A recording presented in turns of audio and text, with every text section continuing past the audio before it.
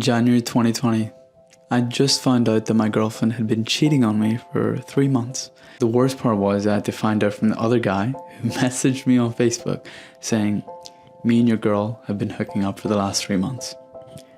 Obviously, when I accused her, she denied it.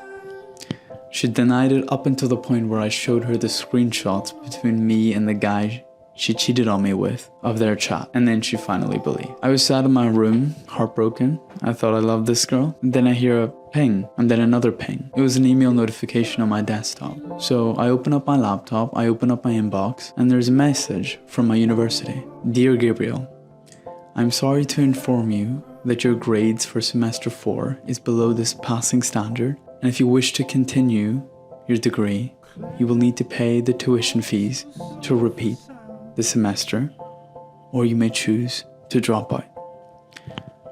Dropping out after 3 years of work? That. To be fair, I couldn't blame the university. At that point, my mental health was so bad that I was paying my university as much attention as the UK government would to the cost of living. So basically, could my life actually get any worse? I thought. My girl's cheated on me. I'm failing my law degree. If I fail my law degree, how am I going to get a job? How am I going to please my parents who came to this country as migrant workers? You can guess how my mind went into a negative spiral, thought after thought, negative emotion after negative emotion. And then I remembered, sat in my room with my head in my hands. I can just be still. I can always just be still. I can always just stop. I cannot tell you the amount of mental suffering that I've released from me by knowing that I can just be still. And by being still, I mean stop pushing and pulling.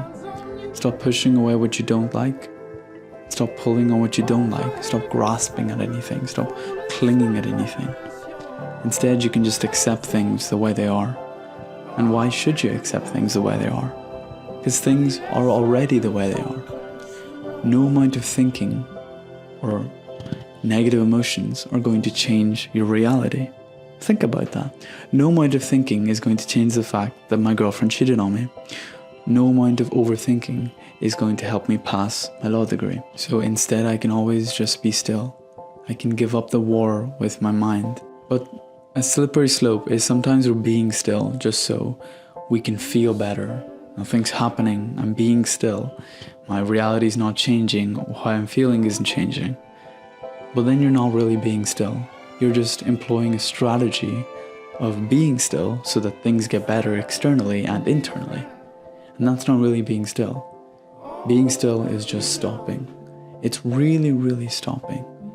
What would it be like if I just stopped fighting how I feel like right now? What would my experience be if I stopped fighting the thoughts? If I let everything rush in like a wave. If I let everything crash to the shore, what would my mind be like? What would my experience be like? And you have to do this with a certain curiosity.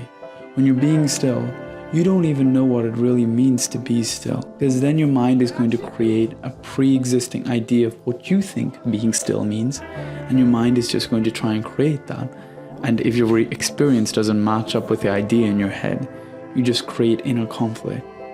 So instead, just with a sense of curiosity and humility, ask yourself, what does it even mean to be still? What does it even mean to stop? What does it even mean to stop fighting with my experience and letting things be? And can I let go a little bit more than this? So if you're going through a tough time, or you're about to go through a tough time, no matter at any point in your life, no matter what point in your life you're at, just remember that you can be still.